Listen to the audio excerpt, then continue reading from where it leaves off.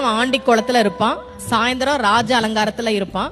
காலையில நீங்க வாழ்க்கையில எதுவுமே இல்லாம அவன் முன்னாடி போய் நின்னாலும் அன்றைக்கு மாலைக்குள்ளேயே உங்கள் வாழ்க்கையில் அவன் ஒரு மிகப்பெரிய மாற்றத்தை நிகழ்த்தி காட்டுவான் அப்படின்றதா ராஜ அலங்காரம்.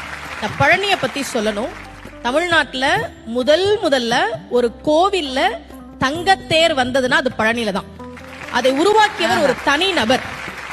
VVCR முருகேசர் அவர் பேரு. 1947 அவர் மட்டும் ஒரு தங்கத்தேர் பழனிக்கு உருவாக்கி கொடுத்தார். இன்னைக்கும் அந்த தங்கத்தேர் தான் பழனியில இருக்கு. அதன் பிறகுதான் மற்ற கோவிலுக்கு வந்தது. விடுதலை கிடைச்ச கையோட ஒரு தங்கத்தேரையும் வாங்கிட்டாரு போல இருக்கு. ஏன் ஒரு தனி நபர் பழனி கோவிலுக்கு தங்கத்தேர் செஞ்சு கொடுக்கணும்? அவருக்கு ரொம்ப வருஷமா குழந்தை இல்ல. முருகன் கிட்ட, பழனி முருகன் கிட்ட மனமுருகி வேண்டார். இரட்டை ஆண் குழந்தை பிறந்ததால் நன்றி கடனாக அதை கொடுத்தார். அப்போ முருகன் கிட்ட நாம ஒரு விஷயம் கேட்டா கேட்டதை விட அதிகமா